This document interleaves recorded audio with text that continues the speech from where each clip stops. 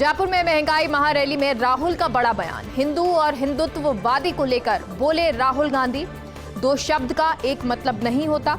और राहुल गांधी का ट्वीट भी सामने आया। उन्होंने कहा, हिंदुत्ववादी को लेकर अब वार करेंगे, लेकिन कर लो, मैं नहीं डरता।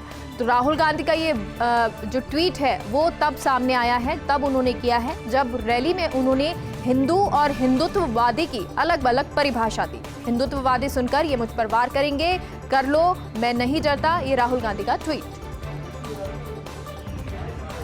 देश की राजनीति में आज दो शब्दों की टक्कर है। एक शब्द हिंदू, दूसरा शब्द हिंदुत्ववादी। ये एक चीज नहीं है, ये दो अलग शब्द हैं और इनका मतलब बिल्कुल अलग है। मैं हिंदू हूं मगर हिंदुत्ववादी नहीं हूं। महात्मा गांधी हिंदू, गोडसे हिंदुत्ववादी। हिंदू सत्य को ढूंढता है, मर जाए, कट जाए, पिस जाए, उसका रास्ता सत्याग्रह। मतलब पूरी जिंदगी उन्होंने सत्य को समझने के लिए, सच को ढूंढने के लिए बिता दी और अंत में एक हिंदुत्ववादी ने उनकी छाती में 3 गोली मारी। हिंदुत्ववादी अपनी पूरी जिंदगी सत्ता को खोजने में डाल देता है, लगा देता है। उसको सत्य से कुछ लेना देना नहीं, उसे सिर्फ सत्ता चाहिए और सत्ता के लिए वो कुछ भी कर डालेगा। किसी को मार देगा, कुछ भी बोल देगा, जला देगा, काट देगा, पीट देगा, मार देगा, उसे सत्ता चाहिए। उसका रास्ता सत्याग्रह नहीं, उसका रास्ता सत्याग्रह है। हिंदू कौन? जो किसी से नहीं डरता है। हिंदू कौन? जो हर धर्म का आदर करता है, वो है हिंदू। देश की राजनीति में आज किसानों ने शब्द हिंदू, दूसरा शब्द हिंदुत्ववाद समझाई। हिंदू और हिंदुत्ववादी में क्या कुछ चीजें हैं उसको लेकर बोले कि क्या उन्होंने कहा कि हिंदू और हिंदुत्ववादी एक नहीं हो सकते हैं। मैं हिंदू हूं लेकिन हिंदुत्ववादी नहीं हूं। महात्मा गांधी हिंदू थे तो गोडसे हिंदुत्ववादी थे। हिंदू मर जाए, कट जाए, लेकिन सत्याग्रही होता है, जबकि हिंदुत्ववादी सत्याग्रही होता है। और ये विपक्ष पर, केंद्र सरकार पर निशाना साधते हुए राहुल गांधी नजर आए, जहां उन्होंने हिंदू और हिंदुत्ववादी को लेकर कई परिभाषाएं दी, कई बातें उन्होंने बोली। लेकिन इसके बाद अब जब राहुल गांधी के ये जब संबोधन उन्होंने महारैली में दिया, उसके बाद जब ये संबोधन सामने आने लगा, दिखाया जाने लगा कि हिंदू हिंदुत्ववादी को लेकर राहुल गांधी बोले हैं, तो उन्होंने राहुल गांधी ने ये ट्वीट भी किया और उन्होंने कहा कि हिंदुत्ववादी अब ये सुनकर मुझ पर वार करेंगे, लेकिन कर लो, मैं नहीं डरता हूं। तो आज की महारैली जो महंगाई पर थी, महंगाई पर तमाम चीजें बोली गई, केंद्र सरकार पर हमले बोले गए, पेट्रोल डीजल को लेकर संबोधन दिया गया, उन पर वार किए गए, सवाल केंद्र सरकार से किए गए। लेकिन जो खास बात राहुल गांधी के संबोधन में नजर आई वो थी हिंदू और हिंदुत्ववादी को लेकर। उन्होंने हिंदू को अलग बताया, हिंदुत्ववादी अलग बताया। उन्होंने कहा, महात्मा गांधी जो हिंदू थे लेकिन गोडसे हिंदुत्ववादी थे, और आज जो हिंदुत्ववादी हैं वो लोगों को डराते हैं, हिंदू अलग होते हैं। और हमारे साथ हमारे सहयोगी नरेश जुड़ गए हैं। नरेश, आज पूरी जो महारैली थी उसको आपने कवर किया है, तमाम लोग यहाँ पर आए थे, कार्यकर्ता मौजूद थे, बड़े बड़े नेता यहाँ मौजूद थे। आप अगर विश्लेषण करते हैं, क्या इस रैली का विश्लेषण? देखिए मेघा, आज की ये जो रैली है कांग्रेस की राष्ट्रीय स्तर की रैली थी, कई मैसेज देके गई है। चाहे वो राजनीतिक मैसेज की बात करें या संगठनात्मक मैसेज की बात करें, अलग अलग अब इस पे चर्चाएं भी शुरू होगी, विश्लेषण भी होगा।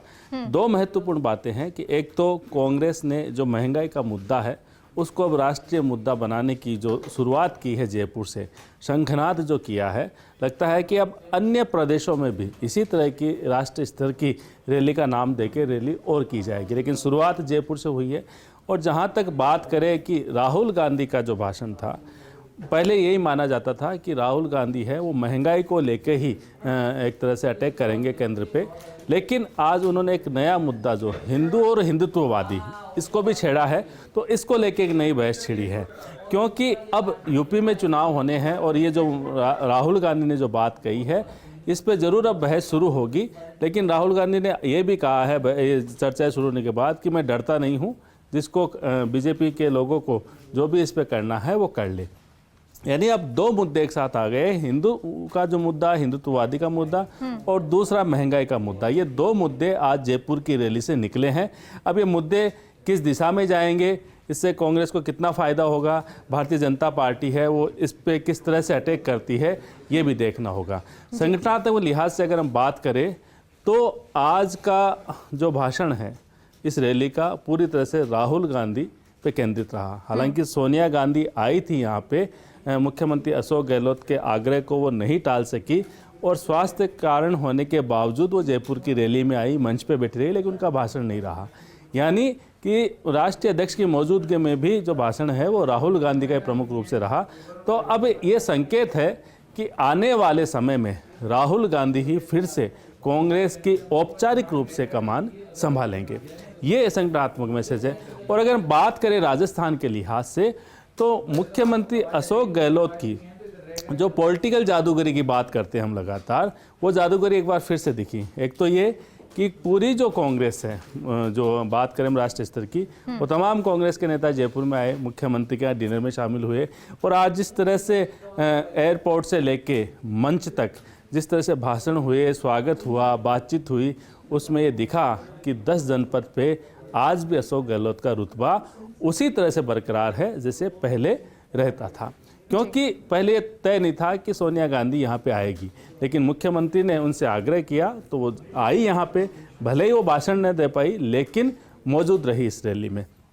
साथ में आपने देखा होगा कि प्रियंका गांधी ने जो भाषण की शुरुआत की थी वो है अशोक गहलोत सरकार की तारीफ के साथ की, कि कोरोना प्रबंधन जिस तरह से हुआ है। तो जो लगातार कोई अलग अलग चर्चाएं कोई कर रहे थे कांग्रेस में, जो सियासी घटनाक्रम हुए थे प्रदेश में उसके बाद, तो उस पर भी एक पूरा एकदम से पटाक्षेप हो चुका है, तस्वीर साफ हो चुकी है।